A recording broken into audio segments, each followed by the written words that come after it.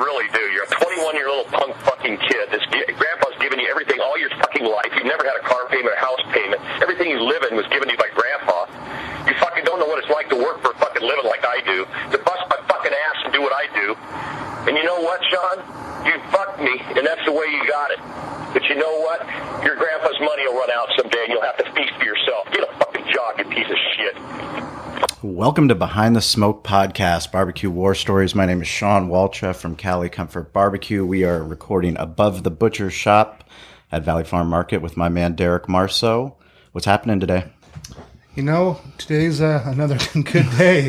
We always started off pretty much the same way because it's beautiful. I actually got my buddy Corey today. We hiked Cowles Mountain before our workout and got to the top, and it was, I mean, you can see forever. It was just a beautiful morning. Great day, and this week's been going pretty well too for us. Yeah, this week's going very well, actually. Pretty exciting. We got to sit down with some top executives at U.S. Foods and had a nice meeting yesterday about our relationship and our marriage, we say, between us and the barbecue event. So, you know, it's always good when you have people that are like-minded and understand the vision because, you know, they're not just a bottom dollar company. They're actually in it for the long haul, and it's exciting to see where this takes us. Sure. It's something that, this is a business and marketing podcast. We talk a lot about digital marketing. We talk a lot about business. We share voicemails like you heard the one in the beginning with a former business partner. That was one of my business partners. Business is messy. And the best that we can do is just kind of share along the way and invite people that are doing really cool things, other entrepreneurs, other people that are in barbecue business, sports entertainment, other people that are in media. We're getting to the point where we've come a long way with our amateur barbecue event and our professional barbecue event. Like you said, we're actually at a point where we can sit down ahead of time with potential partners for these events. Which is really exciting because it's exciting for them too because we give them, it's that added value we can give them where we can strategically for the next 9 months, 8 months, whatever it is, we can really go after and see how we can work with them and do what's best for them as a company. So if they help sponsor us and, we'll do obviously, with you and I, we'll do whatever we can for people that are behind us. Sure. And, we're actually really fortunate that we're in a position where we're actually getting ourselves out there as well, going out to National Barbecue Association. March 14th, man. I told you that's a good date. We're celebrating Derek's birthday. We're having a huge podcast meetup, podcast party.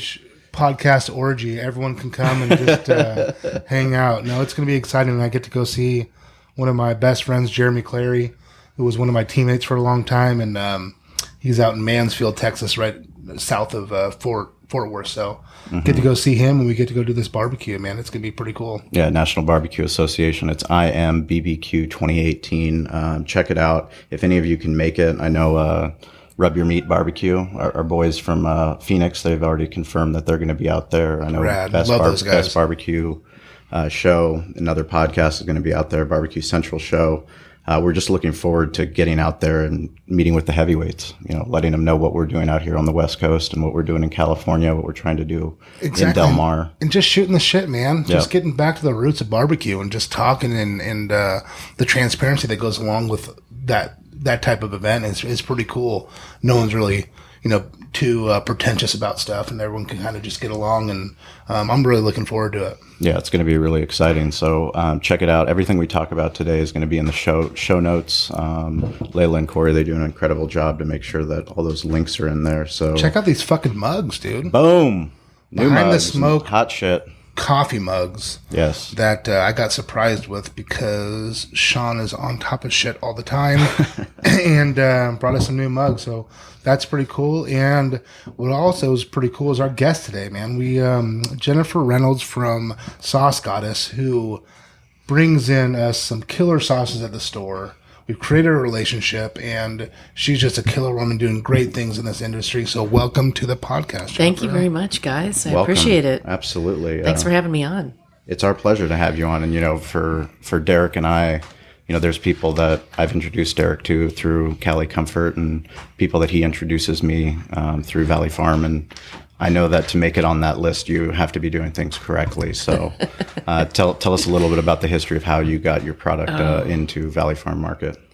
You know what? I think, and you guys are going to totally understand this.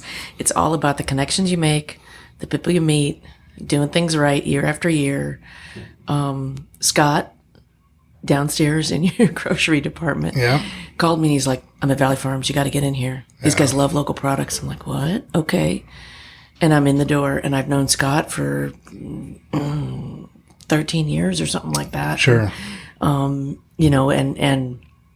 I don't get around a lot making a lot of, day-to-day sales calls as much as I should. I'm everywhere. I'm a one-woman show. Right. And so it's always nice when everybody, sort of we all help each other out. And well, it's relationship building. And totally. And when you can do that and you can have relationships with people and, they stand behind you, you stand behind them, it works great. Scott came to me and talked to me about this product and, I'm like, hey, let's try it. If it works, it works. And then trying the product, what you do is just awesome. Your sauces and your rubs, they're amazing. I really, really enjoy all of it. So kind of go through a little bit the progress. How did you even get started in sauces? Okay, so flashback to when I was probably like 3 or 4. My dad hated liquid smoke. Good for him. He hated liquid smoke. And I didn't realize, there was anything special about what he was doing. I just knew this was what my ribs tasted like. Right. He would smoke fish. Growing up where?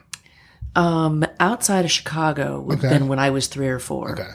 And it's funny because I didn't even realize I was that young, but a few years ago I was back in that area and saw a woman that was, like backyard, back fence neighbors with my parents. They were all in their, late 20s, early 30s. And she's like, that's your dad's sauce? That's that damn sauce that he used to make. He swear it was the best sauce in the world and blah, blah, blah, blah, blah. And I'm like, yeah, that's what I'm doing. Right. I do that for a living now. Isn't it funny how things work out? It's really cool. Yeah. Really, really cool. And he hated liquid smoke. So I started with a mild, sweet sauce that had a little sherry wine in it. And I was making ribs for my friends. And they're like, what the heck is this? This is fantastic. And, and this is so close to other stories that you hear about people with pasta sauces, barbecue sauces. Right. It's so close. There's a family recipe and somebody passes on and then their friends say, wow, you should really start a company. Yeah, but you have to do something about it. You have to do something about it. People can tell you that all the time and we talk about it. That's one of the things we love the most about this podcast is, there are people that are passionate about doing whatever they want to do and it takes action. Yeah, passionate enough. You got to jump off that cliff, and how did you get to? Well, so what were you doing beforehand? So I'm sitting on the beach at Law Street in PB, nice. where I've lived for years. Epic. Where I used to surf in high school, where my senior ditch day was, all of that. And I'm sitting on the beach with some friends. We're enjoying beer back in the day when you could actually crack open a can of beer on the beach. A beer. Or you could bring a keg to the beach. Yeah, exactly. Let's get serious. You could dig a pit in the sand. Yeah. You could bury a pig. You could put beer, whatever. Yeah, we took it. Spring break took on a different meaning back then. Oh God, yeah. It was really like, what were the pits like in the sand the next so day that you'd fall into? We have alcohol-free beaches now in San Diego, and that was passed. I don't know, probably about 10 years ago. Yeah, something like that. But yeah, it definitely made a big impact on trash and the family environment. It was a party. It did. I was there the day before the lights went out in terms of, Sure. having a can of beer on the beach or whatever, or a keg or whatever.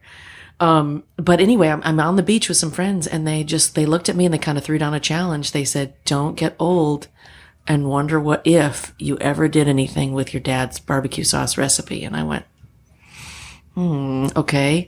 So I went home and I sat down on my computer and I searched, I hit search barbecue sauce, manufacturing, whatever. What year was this? And I'm not kidding. This was 1999. Wow. So I was on a cute little ruby red iMac, if you remember those. Right before Y2K. Yeah, right. The internet ruined everything. Right. Yeah. So, or maybe it might have been 2000, but it was right in there. And I'm not kidding you. The website that popped up, the banner across the top said, so you want to start your own gourmet sauce company, do you?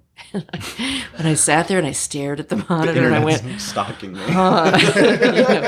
Yes, that is what I'd like to do. How do we start this project? So It was pretty cool. And I just contacted some people and some companies. There's a place up in Ohio who was a co-packer that made sauces. And in the beginning, it was like, okay, I need, 20 cases of this.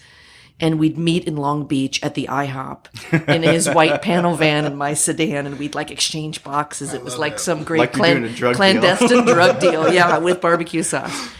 Started with 2 flavors, the sticky sweet one, which is my dad's, and the sweet and spicy, which is what I brought in. This is my triple award winner. This is my favorite. I like a little heat, and I like brown sugar, and that's what this has. So, what kind of heat does it have in it? Is it like a cayenne? Cayenne. Totally what I call food friendly. Every day. Pop it open. I brought one of the scratch and dent jars, so just go for it. I guess I don't need to say that on the podcast, but I love the flavor and I like the lack of smoke. So think about it. You choose pecan or white oak or mesquite or whatever. You actually taste that instead of tasting a smoky finish. And there's not even any molasses in there, so it's like really low end. Highlight the meat. A couple years ago, my big promotion was show off your meat. Because seriously, that can go one of 2 ways. I know, for sure.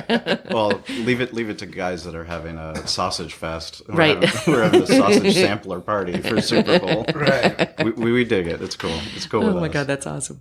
But yeah. So it lets you actually taste the meat. You put that on. You put that on salmon. You taste salmon. You put that on bacon wrapped shrimp. You're going to taste that. Just complements it. Yeah, exactly. It doesn't slam it over the head and say this is barbecue. Right. Because technically, I mean, it's not barbecue. And it's funny, I was looking, the homepage on my website that's got a picture of chicken barbecue on the grill saying, make good barbecue. Right. Sure. And talking to you guys, talking to probably 80% of America, that's barbecue. Right. But Sure. talking to you guys, that's not barbecue. That's grilling. Yeah, it's completely different. Well, I mean, for us, we've come a long way for a couple of San Diego kids to be talking about barbecue. Our mentors are people like Gene Goycochea and Arlie Bragg and Randy. Those people, they've lived barbecue. Yeah. And they've taken different parts of barbecue from different parts of the nation. And for us, it's all part of the learning curve. Yeah. Cooking on fire, cooking carne asada is what we grew up doing. Right. But we're just fortunate that we get to continue to learn, continue to put ourselves in a position where we can, go and learn from people that have been doing it for years. Yeah, definitely. So who are you selling to at first? I mean, you get 20 cases of that's quite a bit of sauce, though. That is a lot. I had my very first retailer was a store called Great News in Pacific Beach. Love Great News. They have since closed down. I can't believe they closed down. I know. Great News was incredible. Really? They were the retailer before they put on those cooking demos. Yep. Sam, the cooking guy, he did Brian Malarkey classes there. Yeah, absolutely. There's a lot it was an educational hub. They were doing really cool stuff before any of the big box retailers came in. Yeah, and they were really doing great stuff. Local restaurant chefs would come in. They had Catherine. Chef Catherine was the kind of in charge of the cooking school and all that for the last probably 10 whatever years. But I approached the owner, Ron, because back in the day, I knew him personally, because my former roommate was his store manager. And so I had met Ron, he and I had glasses of port in my living room at a Christmas party. And, so I said, hey, so I have this sauce. Tell me what you think. So I took in the prototype batches before the 20 cases. Mm-hmm. I took them in and I said, is this something you think it'll fly? And he's like, oh yeah. He said, this is delicious.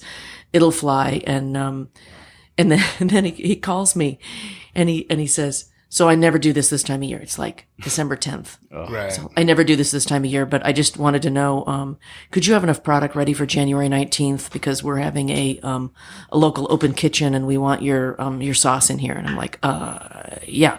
How much did he want? Do you remember? It was just, like 4 cases of each or something like that. It wasn't a massive amount, but I was you hadn't made one case. I hadn't made one case. Yeah. So I'm like, so I better that's get a on massive that. amount. I better get on that. Sure. So, contacted the co-packer, got the formula all dialed in and had the sauce made and, met at IHOP and all that kind of stuff and got product for him for January 19th. And when was that? What year was that? 2001, January 19th. So yeah. that was when you first got your that's product in the my store. first order, let's put this on the shelf and give it a go. And then, this is the total San Diego Were you connection. still working full time? Yeah. Yeah. So you're still working. I was still working full time till 2008. So 2008 is when you went all in. Yeah. I jumped off the building with no safety net. 2008 so it was a tough year to do that. Yeah. No That's kidding, the year right? we opened up our restaurant. Yeah. Yeah. And if you can make it from 2008 till now, you're golden, You've got right? some good scars for sure. Yeah. But yeah, it's been a super fun adventure. I mean, the retailers in San Diego are so open to this kind of thing. I remember that, Great News, they said, you should really contact Harvest Ranch Market and Iowa Meat Farms and those people and see what they say. So I go into Iowa Meat Farms and Jeff, the manager at the time, is like, heck yeah, I'll take, 2 cases of each.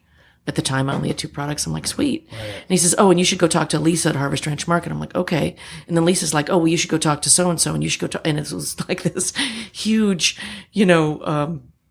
expansion Network. without me even trying, because they loved the fact that the product was local. And back in 2001, there wasn't this, there was a lot of barbecue sauces, but there wasn't a lot of these boutique barbecue sauces. Right. Like now there's a ton of barbecue sauces that are, boutique companies that are making great ingredients. It was, 2001, there was, Stubbs and, there was like a handful of big box type. We weren't even at the Whole Foods movement and the Trader Joe's. We weren't even that was just about to, it was all just about commodity products. A lot of people weren't necessarily caring about the quality; they were caring about the quantity. So as long as you can get a lot of out to the masses, that's what they really wanted. Then, after a while, it's like, shit, that sucks. That's not good sauce. When you have your friends who's, if you're making it, like, that's really, really good stuff. Then you start to see, I'd imagine you had a lot of growing pains, getting from one step to the other, but you start to see, there's a lot of growth available if you have a really, really good product. You can make sure. And, when did you start doing the rubs too? So, you had the sauce. So I had 2 sauces, and then I developed a third one, because I wanted a steak sauce to kind of complement. And it's called Big and Tangy Black Pepper Sauce today, but back then it was a steak sauce, and it was Big Tangy Steak Sauce. And, that was kind of fun because all my friends got to come over for ribeye. I'd be like, okay, we're doing another sauce tasting. They're like, oh, good. I said, you bring the red, I'll make the steaks. Are these the same friends that told you to jump off the cliff? Yes. We all need same those, supportive friends. We all need those friends in our lives that they call us on our bullshit. Yeah. That's great. You've been saying it. Now why don't you go do it? Yeah, exactly. But then, look at how far your life has changed. Oh, and God. You're doing something that's just so cool that so many people would love to get involved and do. But it takes that process. It takes those micro steps that you had to do to, start doing it. Not when you were working, on your off time during the weekends, going to IHOP and loading up to get this stuff done. And a lot of it, I'm assuming you were self-taught on how to, get a label designed, get your logo designed. Well, it's interesting because the career that I was in prior to this and what my degree is in is actually the printing industry. So I have a degree from Cal Poly San Luis Obispo. Nod to Santa Maria Barbecue for sure. Learn to love that there for awesome. sure. I love it too. But I studied my degrees in graphic communication, so printing, and I know just enough about Illustrator to be very dangerous. Just enough. But I had people that helped me out in the beginning, designing labels and showing me what to do. But I knew how to order printing. I knew, some of that kind of stuff. Just knowing the ins and outs of what's an efficient way to make this work really helps a lot in the beginning. Sure. You don't realize how many different decisions you have to take to get to that final product. The actual, the exact bottle that you're using, whether it's glass, whether it's plastic, who's printing the label, where it's getting printed at, are you going to be doing it until, because it's more cost effective that way. Right. How did you do it in the beginning? I got them printed right off the bat. Yeah. I've done various labels digitally now, just limited edition stuff that I might design here and there. And, but right off the bat, I went in with, doing flexo labels. Right. Just because what did you say? Flexography. Okay. It's a relief method of printing, not too far from letterpress actually, but it's done on a roll with a soft rubber plate. Okay. Now I actually get all my labels done digitally, and the reason I do that is because of that jar that you're looking at right there. See that bright orange color? Yep. If you print that with the 4 process colors, cyan, yellow, magenta, and black, it gets a little muddy because the yellow is never 100% clean. But if you do it digitally, there's no mud, and so it's a really super bright color. And like, this is bright red, and this is bright orangey red. My relish jar. Yeah, I mean, it gives it a really bright intensity because there's no contamination because the inks naturally are going to contaminate each other. And anyone listening that's in the printing industry is just probably chuckling as they're listening to this because it's totally true. But the fact that I went digital with a printing degree is just crazy. Right. Yeah. So I'm looking at this pepper relish. And is this like a relish that you'd put in like cream cheese and stuff to make your dips? You could. I had it on an egg sandwich this morning. Nice. It was delicious. And I stole that off your shelf, so I owe you a jar of relish. But I thought you guys might want to try it. That's the hottest thing I make, Derek. It's scorpion pepper and onion. And that is a little bit of a labor of love. It took me a couple years of making that in small batches in a rental kitchen up in Fallbrook to really fine tune what I was doing. And we used Trinidad Moruga scorpion pepper flake in that one because the pepper is just so blazingly spicy. You can't go crazy with it. Otherwise you can't eat it. And I'm all about making sure what I make matches with food still, that it's something that you can taste and enjoy. And I think that's what people get carried away with sometimes with their hot. It's like hot just to be hot. And it's like, there's not a lot of flavor there. As long as it's palatable and you can, still eat it with whatever you're doing and it complements stuff, that's where you gain momentum on a product. Yeah. Let's talk about that test kitchen. How did you find it and why did you think you needed it? Oh, well, because I wanted to fiddle around with just making flavors that I wasn't ready to go to a co-packer with. And so there is a company that I met at one of the shows that I've done. And they have a rental kitchen up in Fallbrook where they make their product and they rent it out to other people who want to make products. They rent it out by the hour, by the day, yeah, by the half hour. Day. Yeah. There's a lot of kitchens all over, probably the country that you can find that do that. That they've got all of the permits and all the licenses and you still have to deal with that on your products, but well, yeah. Also, if you're trying to get a temporary food facility permit, then you could utilize that kitchen. Yes. Yeah. Right. Yeah. That's good. Sorry, I was just eating the rub, and it was man, that's good. Thanks, thank you. That's the sweet and spicy sauce and that sweet heat rub are my 2 favorite products that I make, hands down. I use them all the time. Well, one of our previous podcast guests from Yard Pirates BBQ. We said that you were coming on the show today, and they were all fired up. They were like, "We love their rub, we love their sauce." So awesome. Obviously, you're doing some good things. That's awesome. That's great. So you already have fans. How'd you grow? I mean, you're in a lot of places now. So yeah, I'm in like 500 retailers now. 500 retailers. Yeah, across the country. My God. Yeah, the biggest national retailer I have is Sprouts Farmers Market. Wow. And, again, so how many nods to the local Sprouts? San Diego people, right? It's they have almost 300 stores now. I mean, it's way cool. And they're they're in Florida, Georgia. Really? They're in, I believe, Phoenix. South Carolina, North Carolina, I think. I can't remember the exact, in one of the Carolinas. Sorry, Sprouts.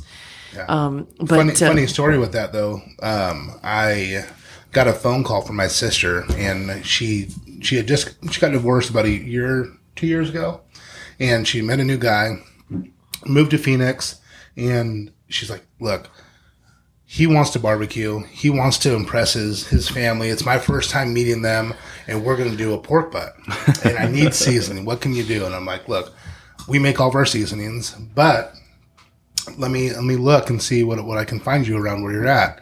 And I found the Sweet Heat. I'm like, "Oh, it's right next to you guys. It's like 2 miles away." They went and picked it up and put it on. That's awesome. They were in love with it. Derek, that's so cool. Yeah. That's really cool. Yeah. I mean, they called me like, "Thank you so much," because I walked them through the times and what to do. And they're like, "You made this look so good." I'm like, "I didn't do shit. you guys did it. Yeah. This seasoning was good, and you guys knew what you're doing, so it all worked out. Oh, that's really awesome. That's great. That's so cool to hear. Tell us a little bit about how you go from, what was your first event? Was it a trade show, or how did you get involved with? First event. Let me think about that. Because you don't get to 500 retail stores by just by praying. And how'd you I really hope they're going to love my product. Yeah, my friends never see me anymore. By the way, it's part of the grind. It's all good. right. My first event. I'm trying to think. It might have been Carlsbad Street Fair. Okay. Way back when. Just got a vendor booth. Yeah. I mean, I'm trying to think. Gosh, Temecula Balloon and Wine Festival I was doing for a number of years. That could have been the first one. I've done the Garlic Festival up in Gilroy. How did you strategically pick, or was it just kind of based off of traffic, based off of the event, based off of if it was a barbecue event? In the beginning, it was whatever I felt like doing. Yeah. And it was really, really haphazard in terms of where I was going. And I've done events in Ohio that were just horrible. Actually, wait a minute. Now saying that, I do remember what my first event was. It was called... you said horrible, and that triggered a nightmare. I don't know. I blacked it out of my conscience. It was gone. No. Seriously, it would have been in like 2003, 2002. I did an event in Anaheim, and it was at the Orange County Fairgrounds, and it was a spicy food festival, and it was a first-year show. And there were no attendees. Ooh. It was I got to meet a lot of people in the business. I got to meet a lot of people in the business, and some of them are still my friends today. Wow. Danny Cash at Danny Cash's Hot Sauce. He's out of Colorado. We see each other at Fiery Food and Barbecue Show every year. Every now and then we'll Facebook each other. I mean, it's just funny. I met JD Cowles from Allspice Cafe. He's now in Chicago. But it's funny to go back that far, and we were all in business, and we were all, just making it work, and suffered through a hideous show. And I told myself I would never do a first year show again. Yeah. Yeah. Why is that? Because I feel like they have to establish themselves as a place to go. And I've broken that rule 5 times. Why did you break the rule? And twice it's been good. Yeah. And that's only because the promoter was so good. Mm-hmm. It's Steve Seabury from High River Sauces. He owns High River Entertainment, and he does a New York City hot sauce show. And then he decided after that he wanted to expand out and do one in California. And then he's got one in Portland now. He's done one in Arizona 1 year, and I think he's doing one in Chicago later this year. So he's a promoter. That's what he does. He's in the music business. Sure. And he owns a hot sauce company. So he knows what we all need, a cheap booth with a lot of attendees that have tons of money to spend. And, he sells them a VIP package. They get drunk and they spend a lot of money. There you no, go. I'm just kidding. Yeah, hey, no. Actually, that is partially true. No, absolutely. Because they're enjoying themselves. It's an event, and they're having a good time, and they didn't spend $50 to walk in the door, and beers aren't $10 each. Yeah. So they can enjoy themselves, have a good time, and spend a little money with everybody. Markets at all? I have done the Scripps Ranch Farmers Market's the only one I've ever done, because Bev would let me go in and out, and I'm actually going to be there this Saturday. Oh, wow. Yeah, awesome. yeah. I'm going to do that. I haven't done it in probably a year. I'm going to do it this Saturday.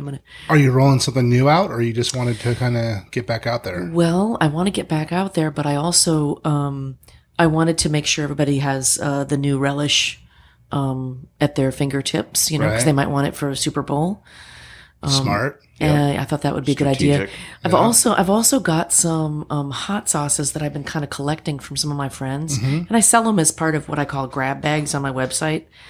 And I thought I'd bring some of those and see if people are interested in trying something new on their wings. Grinders has a sauce called Wimpy sauce, and you might have seen Stretch on TV. He's a nutball. He's a great guy, but he is so funny. But I've got some his sauce, and so I thought I might bring out some stuff, some of my favorites that I've got on my website, and just see if I can turn people on to them. Well, that's cool. It's kind of fun. What we talk about a lot is added value. So you're giving the customer a little bit of something extra that they might not have, might never. You can never hear of those things, or they never even knew they existed. Right. And now they try it once, and then you're giving your buddies You know, Sure. I mean, some pub. you know, it's not like Overkill Hot Sauce out of Colorado is going to swing on into Scripps Ranch Farmers Market and sell their Right. multiple personalities coconut hot sauce. Sure. But it's a really cool hot sauce, so what the heck? I'm going to bring it out. And then as far as like all the events, were there any like exclusive events that you really wanted to get into? Like Garlic Festival, Gilroy Garlic Festival is hard to get like into. a waiting list, or It's a waiting list, and everything you sell has to have garlic, which luckily mine does because I happen to love garlic. But it's hard to get into. It's expensive to get into. The health permit, the processes. I heard you guys talking about health permit stuff. It's Right. yeah.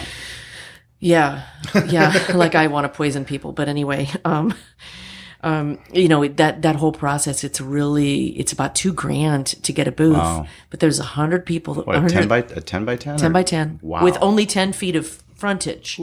So if you want, we're not charging enough, Sean. if you want another, We're 10, not there yet. Yeah, right. No. Right. If you want another 10 feet of frontage, you've actually got to pay another like $1,000 Yeah. to have another 10 feet. So you could have a corner booth. You basically pay by the frontage. Which I probably have too many products now to do that. And fit it all in 10 feet. And I have people just go crazy because they can't see everything that I've got. But that was a great festival to do. I mean, when you have 100,000 people that come ready to spend money, they're not just there. I mean, yeah, they're there to watch the live cooking and they're there to eat garlic ice cream and all that stuff. But they're there to shop. They're there to buy, you know, food and listen to music and, you know, Have an experience. They're there, to watch the chefs. They're there for the whole experience. And, you know, they walk out of there with their, you know, their bags full and it's fun. It was, you know, 8 people deep. You know, you're saying, hey, can you pass this sample back to that guy back there? You know? Now, was this just you? No, I flew my nephews in, my teenage nephews. There, I now flew we're those talking. two in. Now we're my talking. best friend from college was there. I mean, we had a blast and yeah, it was fun. It takes a village. It does. I mean, even though, you know, it's very impressive to be a one-man show, it's, you know, there's a lot of support that has to go in just to get you to any event. And I mean, the amount of time that you're required to be at events, we know because we put them on. We also participate in events. Yeah. It's, you have to have a certain blood type. You have to have a little crazy in Yeah. yourself too. Absolutely. I'm a sucker for events when I go there, man. Yeah. I'm that person that fills up a bag Yeah. of Yeah. shit I don't even always Yeah. need. You know, I'm Absolutely. just throwing it in Okay, there. so here's a tip because you guys both have kids. So that child carrier, you know, to carry them on the back. Yeah. Right. What you do when you go to your next event, you swing that around the front There you go. and you tuck in the legs, you know, so someone's holding, and you've got a giant shopping bag on your chest. There you go. I like that. I have seen Hands-free. I have seen Sounds people right roll up my through. alley. Yeah, there's guys that roll through the Fiery Food and Barbecue Show in Albuquerque in March. They roll through there and they've got that thing and they're just like, thanks, great, I'll take that. And they just throw it right into that baby carrier on their chest and keep on walking. Wow. Got a beer in one hand, you know, and hands-free That's shopping awesome. and tasting, and it's hilarious. It's awesome. So you do e-commerce, right? It looks like Yeah. there's and how's that going? You know what? It's going good. It's I definitely need more e-commerce. There's it's I don't want to say low effort, but it's much easier to sell online than to be constantly doing, you know, store support and deliveries and all that stuff. I mean, I have distributors that do all my deliveries for the most part.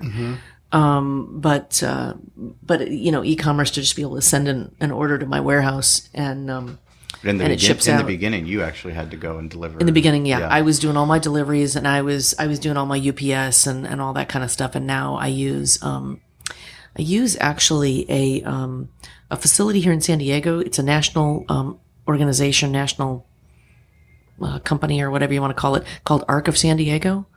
And it's basically for people with disabilities of any kind. So challenged adults that maybe wouldn't be able to find a job someplace else, or, you know, want to be part of their other programs and that kind of thing. So they actually are my warehouse service. Wow. They store That's my really product. cool. They pick and pack my pallets and my UPS orders. They also do, I have these little tiny spice tins. You guys don't sell them because you sell shakers. It's, it just makes sense. But the spice tins, they do the handwork for that. So, You know, they not only help me out, but they help out a lot of other companies nationally. So they have 4 different facilities here in San Diego where people get bussed in and they can work and they go to art classes and, you know, and they can do the handwork, like, you know, putting an insert in a tin or putting a label on. And some of them are very good at getting them on straighter than I ever would be getting them on straight. Right. You know, they do a much better job of it than I would. So it's great. Wow. So I'm looking right now and I see some popcorn. Yes. Is that retail ready? Yes. Okay, why don't I have that? You should have that. Okay, You should have let's that. put an order in now. Okay. All right. I need that popcorn. Okay. I have ghost pepper. I have habanero, Yes. which is called Devil's Bite. And I Yes. have Moroccan Twist, which is actually my Moroccan Twist spice rub on caramel corn. That's the very first flavor I created. Okay. And then I've got Sweet Heat, which is that rib rub that you were raving about. I've got that on caramel corn. I want it all. And I'm so sorry I didn't bring you samples. That just sucks. I should have brought those for munching. I want all of those. Okay. That's awesome. You got it. Yeah, I've won a lot of awards with those too because they're so unique and just fun, funky flavors. And, you know, who doesn't want ghost pepper on their caramel corn? Right. I mean, it'd be cool to have and just kind of a cool thing to have around the house and let people try. Yep. Well, I can swing back out here tomorrow and get you some so you'll have it for Super Bowl too in your store. Yeah. We can sample it out. Yeah. Shit. Awesome. That's pretty cool. I didn't even know. Yeah. And then there's... See, learn shit every day. Yeah, that's right. I'm sorry. go. Sorry I wasn't pushing the Well, envelope enough. the Funny, thing we with were me, just talking about that yesterday. Yeah. Some people like to get pushed, other people don't. I like to get Derek those. likes Okay. to get, you wouldn't figure, but Well, I like to know the new items. I like to know everything, and you know, not being down on the floor a lot. If Scott, he sometimes gets scared to come up and ask me for money to buy new things. So sometimes you just got to come right to me, and you know, that's exciting for me to always have something new. And we're in a world, you know, I talked to Sean about it the other day, where with his Amazon Go and all this different stuff, and Yeah. it's what's going to differentiate myself from other people, and it's going to be our customer service and having the newest, coolest products, and having the support the people that have supported us. Yep. So we're in a community. I can only hope that Amazon Go doesn't come around here. But if they do, you know, we're just going to work as hard as we can to keep that customer service and those local, you know, rubs and stuff like that they just can't get at a big commodity store. Right. So Right. And you know what? I don't see your customer base with the way your meat counter looks down there. I just don't see them going someplace else. Sure. I really don't. I mean, you know, thank you. I always judge my retailers by walking in the door and checking out the meat counter. Whether my product is located there or not, Mm-hmm. I want to know who their customer is. And if the meat counter is just so, then I'm guessing they probably don't sell some premium rubs or as many of them as some of my other retailers do. Sure.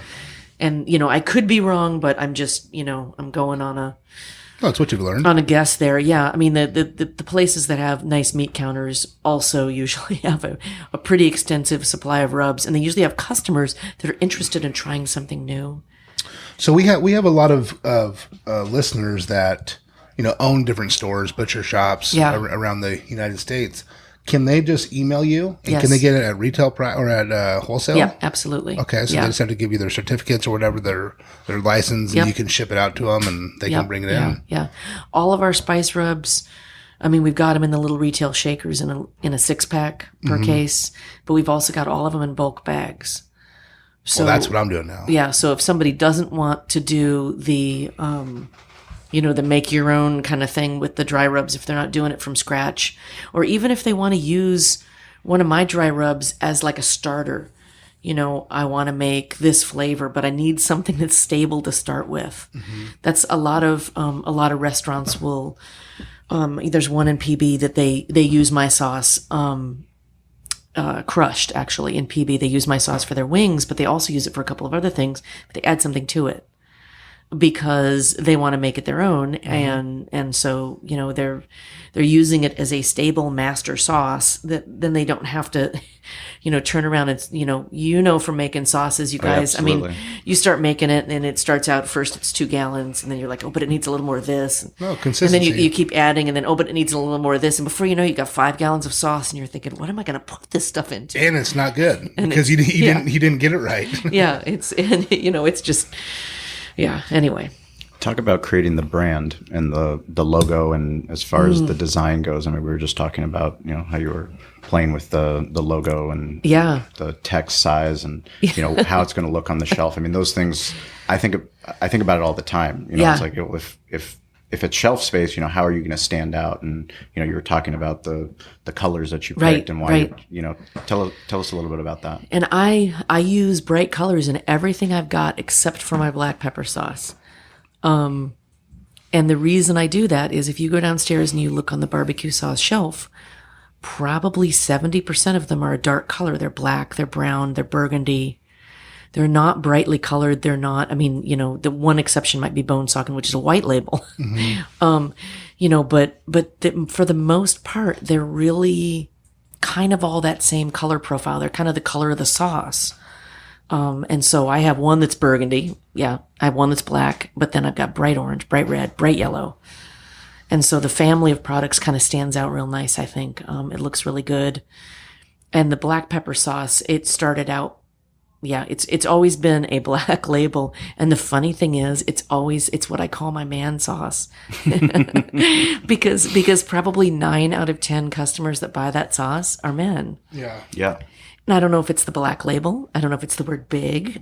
I'm not sure what it is, but it's, I'm like, hey, that's my man sauce. That's funny. And then but the Sauce Goddess, as far as like the brand itself. Yeah. Tell us about that. Yeah. So the Sauce Goddess came out of actually my other career. In the printing industry, a couple of my customers used to call me the Litho Goddess. Because and so I'm like, well, I'm the Litho Goddess. I might as well be the Sauce Goddess, right? I'll be the Sauce Goddess. And then I contacted one of my customers. So I was still working part-time in that from 2000 to 2008. And I contacted them and I said, hey, I need to make a logo. Let's make a goddess. And so we go online and we start, cobbling together basically all of these women's faces and hair and lips and all of this. And I said, well, she needs sunglasses. And, so we just started putting together a whole bunch of things. And to start out with, the hair that we used was much bigger. I'm like, it's a little too much hair. Where are we going to put the word sauce? So we made the hair a little shorter and a little less wide. And so that's how we came up with the logo. And then, I've been through, we were chatting before the show. I've been through probably, 15 different label versions. The first one had a hang tag. And after the first batch of trying to hang the tags, I'm like, well, that's going out the door. No way I'm using that. Let's put all that information on the actual label. Why did you do that in first? Because I thought it looked cute and crafty. Right. So, I mean, you're making conscious decisions. Yes. And you want to do something that's unique, that stands out, that, it's special to the consumer, and that they touch it and they're like, oh, that's a nice hand. But then you run into the fact that, like, I can't sell it in 500 places with a little hand tag. Yeah. Right. And who am I going to pay to put that on? Exactly. And this was before I met the folks at ARC. Yeah. I mean, they probably absolutely could do that now, but just it's cost prohibitive when you start talking about retailers and the subsequent markups and things like that go along with, using distributors and all that. The cost difference between what it's on the retail shelf and what it costs me to make is, there's quite a difference. So Sure. every decision I make that affects the cost up or down, I don't want to see $1 price change on the shelf because I decide I want to put something cute on the jar. Right. Because at the end of the day, consumers are going to be like, I'm not paying $10.99. There's no way I'm paying $10.99 for that. Sure. No, there is a threshold. My dad would always tell me about it. He's like, there is a number when you have to find that number. And if you go over that number, you're going to see when sales just stop. For my dad, he wouldn't put anything over $20. Like nothing. Everything was $19.99. Like if it was costing us $17, it was like $19.99. I'm like, Dad, we have to make margin. That can't, like if we're bringing in Wagyu steaks, I can't sell it for, he's like, in his mind, he just couldn't get over that number. Yeah. And I did, and I moved it and it's still sold. So $35.99 is your Wagyu now. No, that's actually $29.99, and I actually buy it for like $20 now. So I'm still not making the margin I want to. But it's it's you have to make those decisions, and you have to be hypersensitive to it because your consumers are. There is that threshold, and there's also an issue for me. Like I don't want to compete with my retailers on my products. So my website is a little bit more expensive than going into the retail location and buying it. And if somebody wants to shop on my website and they want to pay for shipping or they want to spend $50, we'll ship it for free. Well, we can take care of that. But I don't want to compete with my retailers on a day-to-day basis. I could sell it for less, and every now and then I put stuff on sale and things like that. But for the most part, those are the prices that I think are a good value price for my products. I think my, jars of sauce are worth $8 because of how many, 10 pounds of meat, $8. That's nothing. Sure. In the big picture of things, you could drop $8 on a pint of IPA someplace, or 13. Or 13. Yeah, exactly. Yeah. What do you do for inventory? I use 3 different co-packers for my manufacturing, so I'm not making any of it myself. Right. We've got NDAs exchanged and all that kind of stuff. So my sauce co-packer makes my relish and my sauces, and I just send them a PO, and they tell me when my PO is ready, and I arrange for a truck to come pick it up. And I have developed relations with trucking companies and all sorts of stuff I never thought I'd be doing, 20 years ago. Right. When I was just happy to be selling printing supplies and going on vacation. You didn't think you'd have to be tweeting 20 years ago? Yeah. Tweet? Tweet. You mean like Tweety? Yeah, like tweet. Well, I noticed you guys on your Facebook page, you also have a store. Yes. But we don't use it. We don't do anything. People don't make any purchases through there? No. Not yet? No. It's, you know what? You try to drive all the traffic to your website. Yeah. It all should be going to my website, I think. It matches my website. I'm pretty sure. Well, it creates another process and another procedure that you have to deal with. Yeah, exactly. It's a little bit of a pain to have to constantly monitor everything. But I'm looking at that, and that actually, that's right online. Everything's accurate except for when I put stuff on sale. Sure. So it's like it's connected to my website, but it's not totally connected to my website. Is there a reason why you put things on sale? Just get some action every now and then. I think some people are looking for things to be on sale, and if that's what it takes to get it in the hands of people first thing, then that's what I'm going to do. Do you sell on any other online retailers like Amazon? I sell on Amazon, Overstock, iBurn is a hot sauce website out of Houston. What do you find the most successful out of those? Out of those, I don't know how iBurn does because I just sell to them wholesale. Okay. And they fulfill, from their site. So I don't know whether it's their brick and mortar store that's doing a great job or whether it is the website. There's also a barbecue store in Kansas City called Smoke and Fire. Yep. And they sell products online, and then they've got a big brick and mortar location, and they sell my products. So, how'd you get into those? I met them at the Fancy Food Show back in like 2003, 2004. Do you go to that every year? I either attended or exhibit. Is that the one in Anaheim? No, it's up in San Francisco, Moscone Center. I just exhibited there a week and a half ago. Really? Yeah, a week and a half ago, I was actually in 2 weeks ago, I was in San Francisco unloading my car and to have it taken to my booth and all that stuff. So tell us about that experience. Oh, it's a huge food trade show. It's a business to business trade show. How many attendees? A couple thousand, maybe. A couple thousand, but they're all in the trade. So you have the target market. Yeah. Yeah, you have not only the fine dining restaurants, but you've got barbecue people, and you've got the buyer for Whole Foods. You've got Trader Joe's. You've got small markets. Smoke and Fire was there again this year and placed a really big order. They took advantage of my show special that I had, and that kind of thing. So Showbucks. Yeah, and I'll send you. There's a photo. So I actually filmed a reality TV show last summer, and one of it's going to air this coming Wednesday. Nice. On A&E. It's called Right. Rooster and Butch. Really? So at 10 p.m. our time. That's pretty It'll be cool. on air. Very cool. We're actually having a little watch party restaurant takeover at Crushed in PB. Awesome. If anybody is in San Diego and they want to come out 6 p.m. Yeah, they we'll can, put When is it? Monday? next Thursday. Get there early to get a seat. we'll put it on the website in the show notes. The link to Yeah. the event. But I guess the thing is, where was I going with this? I was talking about the show special. So anyway, Smoke and Fire orders something and he wants the pop up that I had. So I made a mini me, like a cardboard cutout of me drinking barbecue sauce. And he's like, "But I want that." I'm like, "Okay, well, I'm gonna figure out a way to ship that." It's like 5 feet. That's so funny.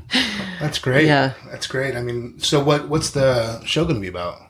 Well, there's 4 of us barbecue sauce companies competing for their Really? investment money. No way. Yeah. Rad. Is it real? It's reality TV. Yeah. It's what? Yes, the investment money was real for sure. They were willing to throw $1 million at us. I can't tell you much more about the show other than a reality TV definitely Other has than its be at Crushed and come and watch it's it. twisted. Well, you can do that. You can watch it at home, tell all your friends, whatever. It was so much fun. I mean, I got to tell you, those guys are nuts. I've never drank more Miller Lite in my entire year. Oh, I'm sorry. Wait, he's got a koozie on there. It's not Miller Lite. It's something else. Something else with a koozie on it. Not a show sponsor. Yeah. Sorry. Whoops. Anyway. Yeah. We really, we had fun. And the 4 guys that I competed against, it's like going to summer camp, where you meet people for a week and then You become family. we've been texting each other constantly back and forth, like, "Hey, I was on Paula Deen," or "Hey, did you see this?" Or "I've got these radio spots coming up." And, because we're all talking about how we're trying to promote this. Tell them about the podcast. I'm absolutely going to tell them about the podcast. Are you kidding me? Awesome. Yeah. That's so cool. How did they approach you? I was leaving a gluten-free show in Arizona. And I was driving across the Arizona desert and I get this phone call out of the blue. And my business line forwards to my cell phone. And so my personal cell phone. So I'm like, "Hello, this is Jennifer." And I get this. I'm blah, blah, blah with a potential, reality TV show. And we're wondering if you would be interested in an investment. I'm like, sure. Yeah, sure. Yes, sure. Tell me more. What's up? And so we start this, 20-minute conversation interrupted by several episodes of, timing out because the cellular service in the middle of nowhere is not great all the time.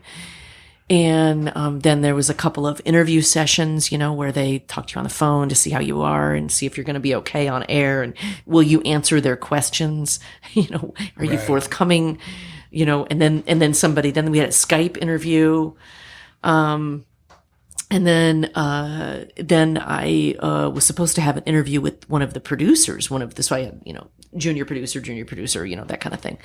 And then, because I have to see, can you do what they do? So if you watch reality TV, you'll see someone standing there in front of the camera and they're like, "Well, how do I feel when this?" "Well, I feel blah, blah, blah." And they're kind of repeating a question that someone asked them. Yeah. And and then they're giving the answer. So you have to be able to do that on the fly, which I think half the time I probably didn't do that. But, I'm like, well, the way I feel about this is, but it's a totally different animal. It's super bizarre to be thrown out there. And as an entrepreneur, I had no clue where I was going.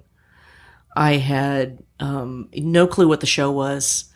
I thought it might be the guys from West Texas Investors Club, which it is, because I was flying into Midland Odessa Airport. Right. But I didn't know where it was being filmed. I didn't know what was going to happen. They would just tell you in the morning, the van's going to be in the parking lot at 9. I'm like, "Well, what do I need to bring?" "Just be there at 9. How do I need to be dressed?" "Just be there at 9. I'm like, Okay. Right. So if you're used to controlling your own destiny and a little bit of a control freak, which I am for sure, it's like, oh my gosh, okay, I guess I'll just be there at 9 and I'm not sure what to wear. So I'm not sure what to, what am I supposed to have with me? Do I have my briefcase with me? What should I do? all but that you kind of did stuff. it. You put yourself did in it. that uncomfortable that position where did you find out how they found you? Did they tell you? They were looking for a woman-owned barbecue sauce company. How did they come across you? I just No idea. searching online. Yeah. Woman. And so, I'm so glad that one of my search engine things Yeah. must be woman-owned barbecue sauce company. For sure. Absolutely. You better tag that. Yeah, right. Yeah, exactly. You miss out on those ooh. PR opportunities. Yeah, for sure. no kidding. But it was super fun, and the timing was a little bit weird on all of it.